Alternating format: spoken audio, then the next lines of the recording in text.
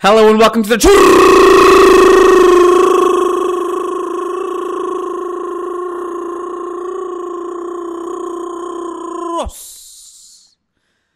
Tácticas podcast. It is Monday, February 22nd.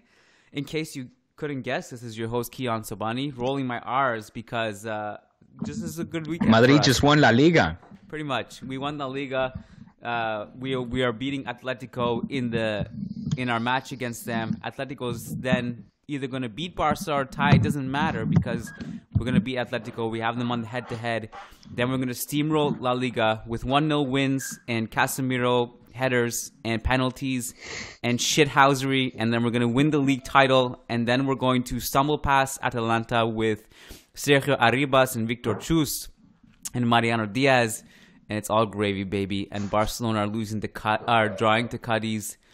They are losing to PSG. No, it's bueno over in Camp Nou. So Diego Lorijn is here. My job was actually to pick Diego up. I think I just put him down even further. I'm sorry, but at least I give you a little bit of sarcasm. I don't actually believe all that stuff about Real Madrid, but we had a good weekend, so I gotta celebrate. So how you doing, Diego? You doing okay? I'm doing all right, man. I just sank into my chair a little deeper as you were rolling those R's, and I am strapped in and ready for what is going to be the Kiyan Sobhani show.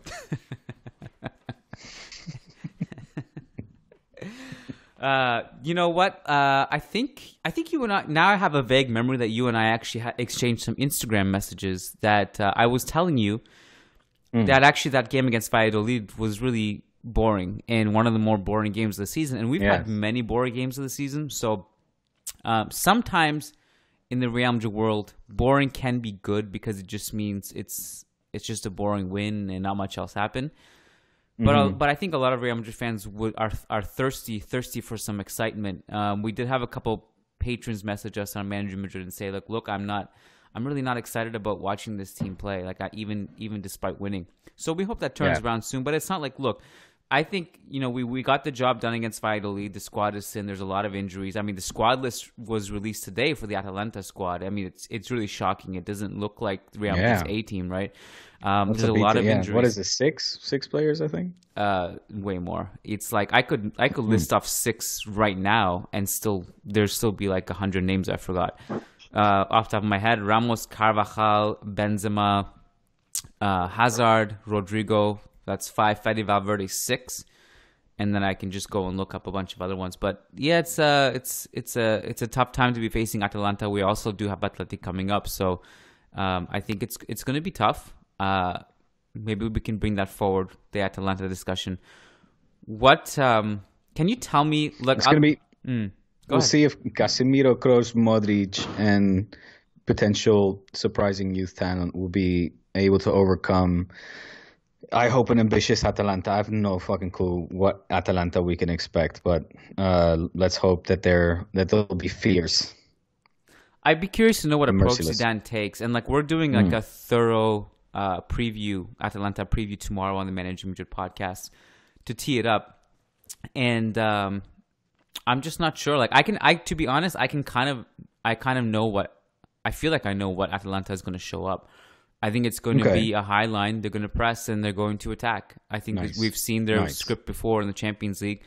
I think I'm more curious to know what Real Madrid shows up. That's my big question. Are we going to be able to plug the holes defensively, and are we going to get enough of our wingers to punish them? That part I'm not sure. And without Benzema, you lose a lot of that transition offense. So I think I know what Atalanta is going to show up. I'm not sure what version of Real Madrid is going to show up. That's my big question. It'll be raining crosses, and I guess we'll see if one can hit the target, and which most likely it will. I mean, in all honesty, I obviously am hoping that my only joy from the remainder of this football season will come out of crashing defeats against the Real Madrid.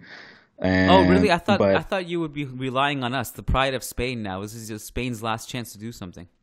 That's Atletico. That's Sevilla. That's other teams. I don't think Sevilla is going to make a comeback there. But I mean, look, Atletico is going in that Chelsea game this week with a ton of their own injuries. Mind you, Chelsea's not flying right now, so that kind of balances it out, maybe. But it does. Yeah, it definitely does. They got their own problems. No, it's going to be an interesting end to the season, and for some that is. For others, it won't be very interesting. Can you walk me through what happened against Cadiz? Oh God, do we have to? I mean, we could just do the elevator pitch. No. Man. By the way, you do know. I don't know if you know this, but the amount of Barcelona fans who listen to this has skyrocketed. Number of patrons, really, for sure. Yeah, so we had so many messages from Barca fans who listen to our podcast now. So I feel like they really want the Barca analysis. So tell us, so obviously, there's a little bit of bad luck involved in the game like this. The thing is, we've seen these kind of games many times before this season. I feel, Kiyan, it's not the first time that Barca face severe, not just resistance, but problems in scoring against teams that are very tight in defense. You got to say, Cadiz coach mentioned exactly the game plan ahead of the game itself in his pre-match press conference, and said that yes, effectively the tactics will be the exact same as when we played in the Carranza, right? It'll be sitting in the back, be very compact, and they'll try to capitalize on any counterattack or mistakes possible, and that's what happened. Did Barca enjoy a plethora of chances? Look, the statistics, I don't have them in front of me, Kiyan, but I'm sure they'll say along the lines of maybe 17, 20-odd shots on goal. I don't know, 15 to 20 shots on goal. 20 shots. 20 shots. I don't know how many of them were on goal. I have to look a bit. I have to look that up.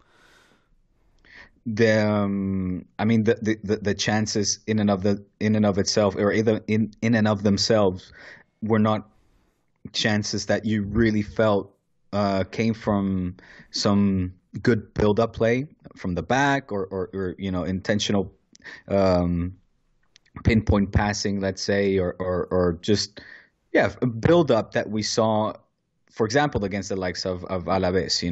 That minute and a half of string of 35 passes where the team is poking, is searching, and is looking for the right moment to strike. And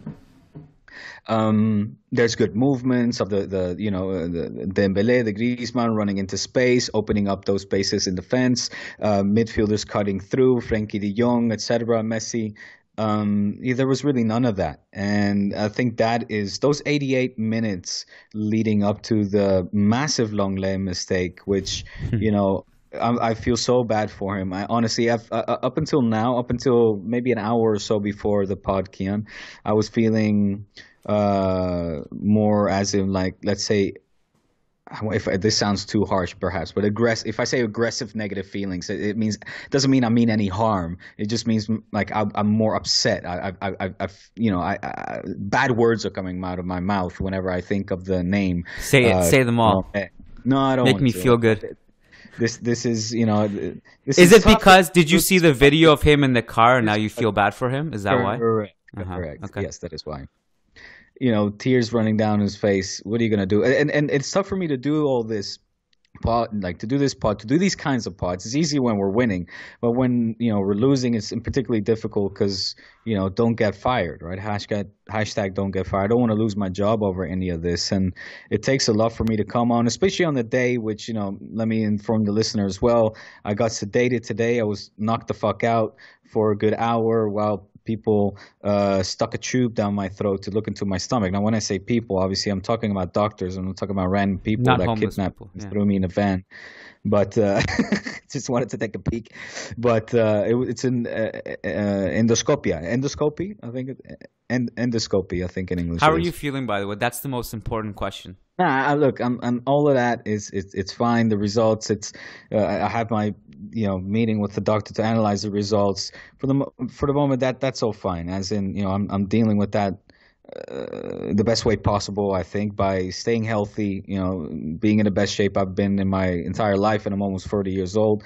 I weigh 76 kilos. I'm happy. I'm doing sport. Good. But, I can't eat spicy. And when I do, I pay the price heavily. Or if I have a drink too much, or if I eat a little bit too late, I pay the price heavily. So basically, all this is doing is forcing me into a healthier life, which, fuck me. Like, if that's, honestly, that's a sacrifice. It's a good silver lining. Happy. Right. Point being with all this is that, look, I'm a little bit drowsy and I don't want to, go overboard and say things I'm going to regret. But yes, when I did see the video of Lenglet, slumped in his car, and luckily I saw it without audio. I didn't hear what the people were saying. I imagine the kind of vulgar things that I was thinking when that actually happened. I hope they were just asking for autographs. That's the vibe I got from it, which would be, hopefully that's what was happening. Right. But the point is that, to get back to my initial point before I digressed, is that, yes, the Lenglet mistake is another one of many. And I've got the list of mistakes in front of me right here, which if you want or not, we can, delve into. But what is more disappointing is the previous 88 minutes of football against a team that has been winning only 3 of their last 15 matches, their last 5 matches losing 4 of the last 5, with Barca's included. That is, it's a team that is new to La Liga that, okay, stunned us the very first time in the first half of the season, but seeing where Barca, the progress that we had been seeing leading up obviously to the Champions League match last week against PSG, and seeing the troubles that Cadiz have been going through ever since the start of the new year, you would have at least expected this team to get the 3 points. When you start to notice that those 3 points are a massive ask for this team at the moment as well, and then you see the reasons why, as in, what we're seeing out in the playing field, that's when really, I guess, again, reality and disappointment sets in, where you're kind of like, I at the end of it, when the penalty happened, it was just sheer and utter disbelief, right? It's like, oh my God, like, this cannot be fucking happening. Are you serious? Are we actually going to drop the 3 points and drop a potential fight for the league because of Atletico and their mishaps and them dropping points, and Real Madrid forcing us as well, obviously, to be one of the 2 teams that are still chasing the league title. And when that doesn't happen, it's just it's very hard to deal with, Kiyan. What can I say? It is hard to deal with, and in a way, the way I try to comfort myself is to say to myself, look, we were like, this never happened. A comeback, a remontada to win La Liga, being behind so many points, never happened. So this was never going to happen to begin with. So try to take some, soothing, kind of healing power out of that. And maybe it's even better to slap us back to reality and say, look, like, get it out of your head. A fight for La Liga is never going to happen, so maybe it will hurt less when at the end of the season, hopefully, we see Atletico lift the trophy. And if worst, in the worst case, Real Madrid wins this, which can still happen. I'm convinced of it. I mean, I'm convinced that they can win the Champions. I'm convinced that with their ugliness, and by that I mean, the podcast presenters mainly, their style of play, they can actually potentially still do it. You still have to face Atletico. Chase for La Liga title is on, and Barca is not included. So I think if you replay this, by the way, I get what you're saying, and I sympathize with it, and I think you're right.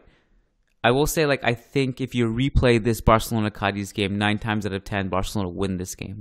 For them, I know, when you were talking about the 20 shots, you can talk about, well, they're not great shots, but they did have a few pretty good passing sequences. I thought Dembele had a pretty good game. Messi got into an amazing goal-scoring position in the 72nd minute, which he missed, from the 6-yard box.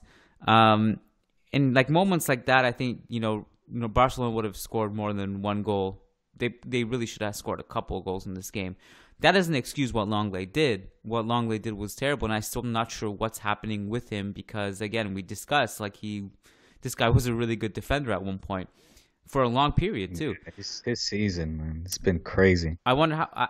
I think something's going on with him mentally. And look, I think, and with the, by the way, Messi had 8 shots by himself, which is like pretty actually normal for him, like to go through those stats. But again, like when he doesn't score and he's only scoring from a penalty, and that's what they got in this game, it can become problematic. The thing is here, and Busquets, by the way, I think Busquets also had a good game, and he, as far as I know, and you know better than me, is he like I think he's like a bit of a villain right now in Barcelona fan circles but maybe that's because everybody's a villain after what happened against PSG. Yeah.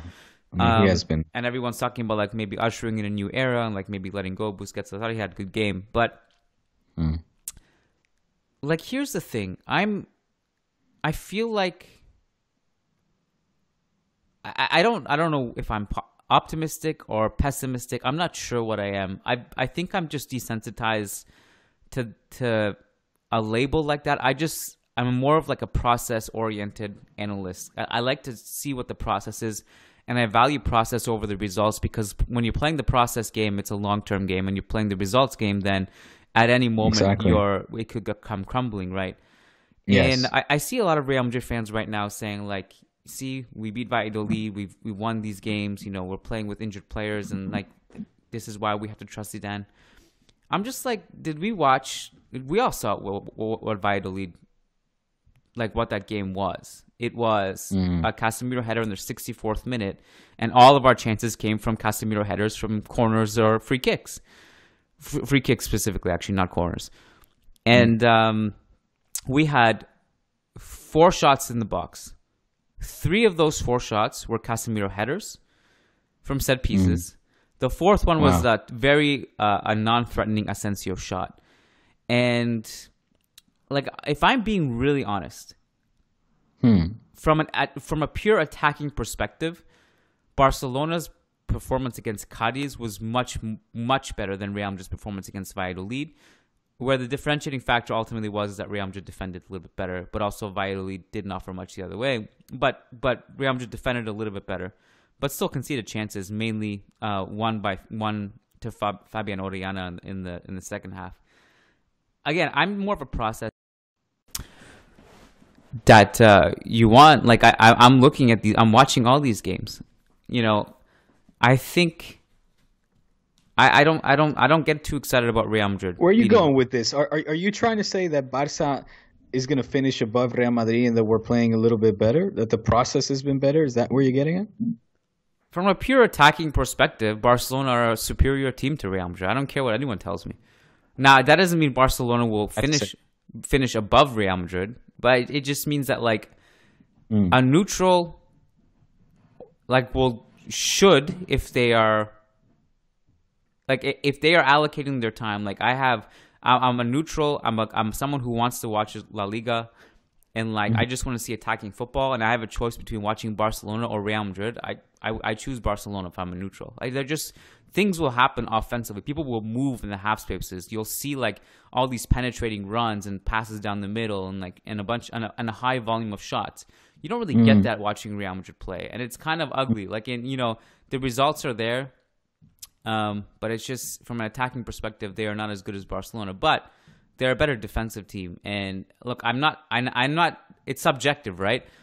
Ultimately, I want Real Madrid to win the league title, and if it's ugly, it's ugly. I don't care. But I'm just saying, like, look, from the pure process perspective, Barcelona was more fun to watch against Cadiz, and actually were better than Real Madrid were against Valladolid. The difference was that Real Madrid defended slightly better. That's my take. I mean, I find that really brave of you to admit and to say. Obviously, I agree with you. But, and my kind of my two-pronged question, as in, so you actually think Barca finishes above and is more watchable? Yeah, I don't know if they finish above. It's very possible Real Madrid win the league. I don't know. Do you know what I mean? Yeah. Like, exactly. And I think you're being really kind to Koeman, I guess. No, this is not. Sorry, let me iterate. Let me clarify. This is not a compliment to Barcelona, because Barcelona sucks. It's more just that at least they do things offensively. This is just where the bar is. The bar is really low. All of La Liga pretty much sucks right now. That's what I was going to get to. Yeah. So for me, the bar is just so low, exactly, that, because it sounded like, okay, maybe praise is too big of a word, but it certainly sounded like, well, you're putting Koeman above Zizou, put it that way. No. This season, based on this No, season, no. I'm not talking about track record or nothing, but based on this season, you're putting him above Zizou. And I, again, not something that I would disagree with necessarily. I didn't say that. I just don't think that the process that culés are expecting,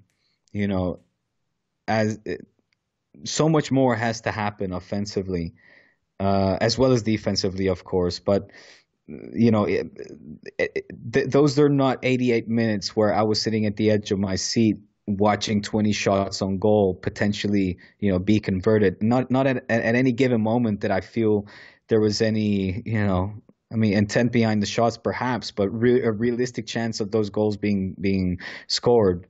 For me, it just every passing minute just kind of sucked the life out of me. It was very deflating, very demoralizing to look at for a Barca fan. I get that maybe a Madridista, such as yourself, that is again just fed up and tired of what's the game tactic, coach? Just cross it, boys, cross it. If you get your head to it, good. When you do, try to get it on goal. Just keep crossing. That is to me the Zizou tactic, and then I find Madrid games extremely boring. Which again, shout out to you, shout out to Ray Hudson for shouting you out on being sports and managing Madrid crew and the fantastic work you guys do there. But I kind of it was what do you call those a compliment, backhanded compliment, because I said he had to do it on during one of the worst performances of Madrid. So I was watching that and I was bored out of my ass. It was an awful watch. Can we go back to something, because I feel like some Real Madrid fans are going to aggregate what you said and blow it up and say, on the Churros y Tácticas podcast, Kiyan said Koeman is better than Zidane. I never said that. You said the process. So who implements the process? Look, I'm talking more from an offensive standpoint. I think Zidane. Can we just go back and put the record straight, please? I love it. I think Zidane has done a tremendous job from getting the team back on track from a defensive standpoint. I don't think that there's any basis to say that Koeman has been a better coach than Zidane just because they're a little bit more fun to watch offensively. I think ultimately you do what you need to do is get 3 points, right? So I think realizing the offensive woes of the team since Cristiano Ronaldo, Zidane has okay, well, if we're going to score less, we have to concede less, so let's fix the defense. And I think he deserves a lot of credit for that. Do I think that he should get a better attacking output and a better offensive plan? Yes, of course. I mean, this team, just because Ronald left doesn't mean this team is made out of just people off the streets. These guys are really, really good footballers who are really talented. You should be able to do more than it's better than this. Right now the players you have, I think a lot of teams would kill to have them. And yeah, it's true they're facing a lot of low blocks, but we've seen great teams break down low blocks way more efficiently than Real Madrid have, which is only relying on crossing. And I'm not going to demonize crossing because Pep Guardiola himself has said, when you're facing a low block, crossing is often the path you have to go. But there's a different method to the way he does it. He has numbers in the box. He still makes a bunch of runs in half space. The Manchester City model of breaking down a low block is a lot of movement and a lot of passing in the right places. So I think but I also don't think. Look, I don't think Real Madrid are a type of team under Zidane that would lose 4-1 to PSG at home. I don't think Zidane would allow that. No, I just don't think. I think if he saw that look like Mbappe is going to destroy us, here's what we're gonna do. We're gonna sit a little bit deeper. We're gonna absorb pressure and we're defense first. And the wingers are gonna work really hard to cover for the wing backs. And I just don't think they're gonna lose 4-1 at home. That's why I just wanted to clarify. I don't think. Well, you let Juve make a comeback. You let Juve beat your ass in the Bernabeu. So we're going way maybe, back now. I mean, I don't like now. Now we're gonna start bringing different years and eras into this. I'm just saying, it's like you make it sound like that would never happen. But I mean, Juventus beat your ass to a pulp. Should have gone through. Hashtag no penalty. I mean, we won 4-3 on aggregate. I don't see a big deal. It was very. My anus was clenched in that whole game, but we got it done. And we were without Ramos, I think, that game. Jesus Vallejo was starting. Listen, anyways, the discussion was about this season. So, okay, this season. Bar is low, man. Bar is low for everybody. The bar is so low, bro. I mean, that's the bigger scope of all this is the state of La Liga, the teams. Something again that we brought up so many times. Since last year already, when I was still working for La Liga TV, it became evident that something wasn't going right, and the bar was dropping ever so low. And this season has done nothing more than confirm that. If anything, lower the bar even more. I mean, on the European stage, not even Sevilla is shining. Obviously, it's too bad that they're not in their favorite competition. You think they would have been doing better in the UEFA League? Of course, yeah. But I think but they have to keep striving to get us. They have to strive though. Nice bounce back, by the way, for Real Sociedad. Just because you mentioned Spanish teams and things in Europe, good bounce back from Real Sociedad in this game. That's it. I was thinking as I was saying that, I was like, should we be celebrating this? Should we be depressed about the fact that they can win 4-0 in La Liga, but then get destroyed 4-0 in Europe? I don't know. Anyways, well, what do you want to talk about? We can talk about. I wanted to bring to your attention an interesting storyline. Real Madrid has a lot of. Is that a thing? That's not a thing. He's in which Gasol? Oh my gosh, you were not privy to the news that blew up over here in Barcelona, Spain. I should say it made the front pages everywhere, even the news, like the national news. Yeah, so in the press, something leaked. I think it was on Saturday actually that the news broke that Pau Gasol is coming back to play for Barca, and it made, like I said, headlines real quick everywhere. Yeah. Only to then get denied ferociously and furiously by Pau himself the next day. That's too bad. And apparently he is very upset about that this is leaked, that this has been something that, yes, has been in the making, in the pipes, and he wants to get ready for the Olympics, and he wanted to have minutes, obviously, and he was even willing to, supposedly, according to all the news outlets, play for free. However, details had not been fully, I would obviously not been disclosed, and we're still in the makings, I guess. So nobody had signed any papers. So he then put out a post saying, when the time comes for me to announce or for anything to be announced, I'll be the first one to do so, or I'll do the announcing myself. And this has kind of apparently soured his I guess his current mood, his current state, or his trust, perhaps as well, that these things have managed to leak through and get filtered. In fact, filtered classic Barca. It's classic Barca. It's classic Barca. Finally, maybe some good news, and then this happens. And filtered by one of the people, I should say, who filtered it was presidential candidate Tony Freixa, who on his Twitter or social media, I think it was Twitter, posted something like, Barca Basket isn't playing today, but I feel that there's a good news brewing, or a little birdie told me that there's a big news coming, and he posted this tweet with a picture of Pau Gasol, and that kind of led to the, I guess, the word spreading around the campfire of him returning. And again, people disclosed all these or reported all these supposed conditions. Again, him playing for free, etc. But now that's all died down, and I don't know if it's going to happen. I don't know. But that was a big thing. It has been a big thing still today. I mean, it's in the news, and yeah, we'll see. I mean, you guys also got teased with Marc Gasol in the summertime when a bunch of people reported that Marc Gasol was going to go to Barca, and then it never happened. That's true. That's true. So I was going to say, oh, this is what I was going to say. On that note, this is probably the best time to bring this up. Okay. So since the Raptors started 2-8, they're now 16-15 since then. And wow. even those we've beaten the Bucks and the Sixers in the last few days. There you go. Things are looking great. Siakam is back, and Van Vliet is great. We haven't quite pieced together Marc Gasol and Ibaka leaving, but Boucher has been awesome, and it's looking a little bit better. I think if you're at the top of the bracket in the East, you're not happy to play the Raptors in like the first or second round or whatever.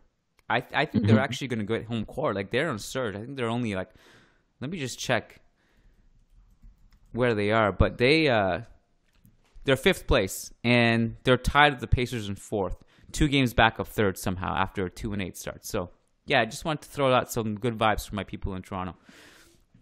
And I'm sure you'd be happy about that. Raps. Yeah.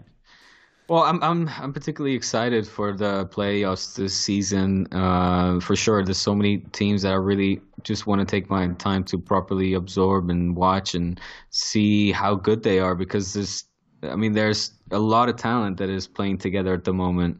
I'm hoping, that the Clippers are gonna put up a bit more of a fight as well to the Lakers. But all in all, what we're seeing from the Nets, obviously the Nets beat the Lakers, right? Last night? Was it last night? The Clippers, 2 nights ago. Because James Harden flopped on a Kawhi drive, and Kawhi got called for an offensive foul that was bogus. Okay. Go watch it. Yeah. All right. Now, obviously, the MVP talk is heating up as well. We got the All-Star game coming. Apparently, there was a lot of shit, like Doncic, where it was copping a lot of shit for leaving Damian Lillard out. Yeah, it's not Doncic's fault, but yeah. Yeah. So this is the state of Churros, is that, like, man, basketball is kind of more exciting right now than La Liga. And not just kind of, like, it is, like, far and away more exciting. So it is. Get your shit together, La Liga. I wanted to say this. Real Madrid has a lot of allies right now in the league. So go over this weekend's results. Atletico's Marcos Llorente gives an assist to former Real Madrid youth partner Jorge de Frutos to help sink his own team to drop points. And then in Barca Cadiz, Nacho's brother scores the penalty against Barcelona. Nashit, that's his brother? Yeah. God damn, they look nothing alike. Holy shit. Yeah. Brother from another mother. So this is, Real Madrid has a lot of allies. We have a lot of Tamudasos in the league right now, spying on, including Lenglet, by the way. Dude, Lenglet is definitely sent by us. We sent Lenglet to you. Oh my God. Poor Lenglet, man. Man, nothing personal, but Lenglet, he's got to go. I was going over these the mistakes, because there have been so many individual mistakes happening on the defensive end for Barca. And let me just read it out for you a little bit here. So going back to Barca Madrid, all right? Clement Lenglet commits a penalty on Ramos, grabs them, and penalty Real Madrid. Then Cadiz Barca. You remember that pass back? Now I put that one more on Jordi Alba. Oh, the first time you guys played Cadiz. Yeah. I forgot about that. Yeah. Because that, he threw it to his weak leg and threw it super quick pace as well, and threw off everybody, and Ter Stegen included. But yeah, Cadiz Barca. Then Barca Juve. Just a terrible defensive effort on the whole team, or the team as a whole. Lenglet also gets a silly or commits a silly penalty call, handball in the box. Alaves Barca. Not the good days for Gerard Piqué and Neto. More defensive mistakes in that match. Atletico Barca. This one, remember, Ter Stegen had a particularly bad one where he commits a mistake. Basically, gets loses the ball on the halfway line, sort of. Where basically Ter Stegen, or who is it that loses? No, it's Piqué, I think it was. Piqué loses the ball around the halfway line, and Ter Stegen is completely caught way too far out of his goal. You remember that one? And Carrasco scores basically. Yes, now I do. Yeah, I do. Carrasco beats Ter Stegen. Yes, got it. Yeah, I remember. Then Granada-Barça, Titi bringing out the ball, loses it, allows Granada to get back into the game, and Sevilla-Barça in the Copa as well. Very bad day, obviously, for Titi against Koundé. But yeah, those are some of the defensive errors, individual defensive mistakes that have just cost a whole lot of points, potential trophies for Koeman. Where, and obviously I can be ranting here about Koeman as well, about the style of play, but you yourself said it as well. He's better than Zizou. No, as in the play, the progress in the play is often, I feel, being stunned as well by individual errors that cost the team dearly from a moral standpoint. I mean, after suffering such a humiliating defeat against PSG, the very minimum this team needed was 3 points against Cadiz to feel motivated, a slight chance and motivation that a run at the title can still be made or can still be done. However, these individual mistakes, they cost the team dearly, in terms of points as well as, I think, just morally. Seeing those images of Lenglet leaving the Ciutat Esportiva Joan Gavra, the training facilities, or the Camp Nou. Was it? Yeah, it was actually. Sorry, it was it was right after the game, so the Camp Nou is that's going to resonate with the rest of the team, and that's going to sting. That's going to hurt for a while. The same way that probably Dest was feeling like shit after the PSG game, where hopefully he got some team members to cheer him the fuck up. But this is going to be harder to do at the passing of each and every single point or a single game and the dropping of each and every single point. So it's just from a mood and remember we talked about the unity and how impressive how it looked like this team was rallying together to make these impressive comeback wins and hard fought matches that weren't always pretty and ugly were ugly done, hard fought ugly matches, let's say. But there comes a moment in time in the season where you're just kind of like, oh fuck, this is going to be one of those season, boys. And I think, your mood gets the best of you. Therefore, your level drops as a player as well. The concentration, the edge you play with, chip on your shoulder, etc. So why am I talking about this game? Well, I thought we were talking about basketball. Well, can we,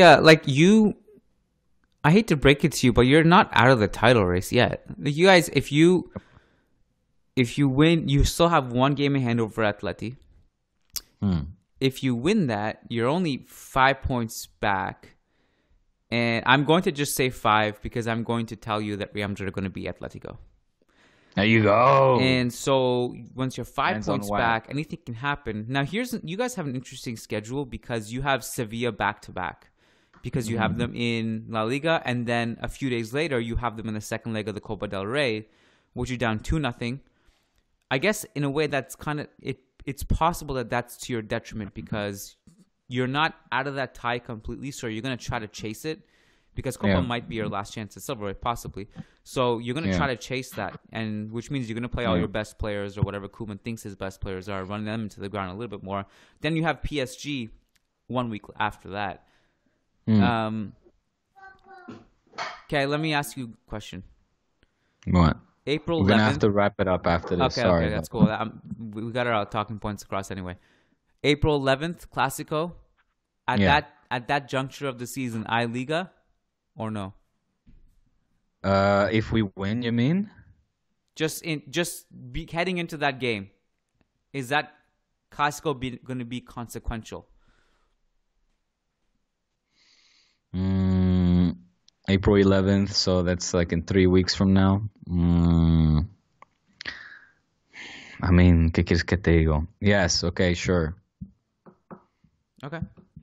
I mean, if like we win emphatically or heroically, I'm gonna come out of that game feeling a little bit in influenced and,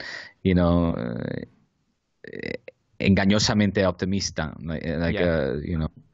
a little bit optimistic, but still from a weary standpoint, I would say. Okay, that's fair.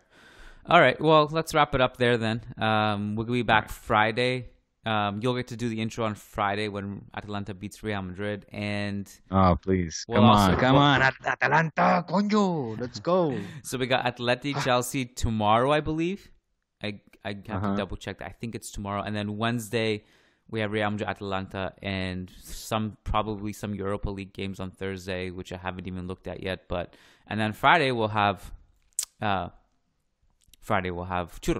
over on patreon.com/Managing Madrid. If you like this podcast, please go over to Patreon. Did I say Managing Madrid? I wasn't listening.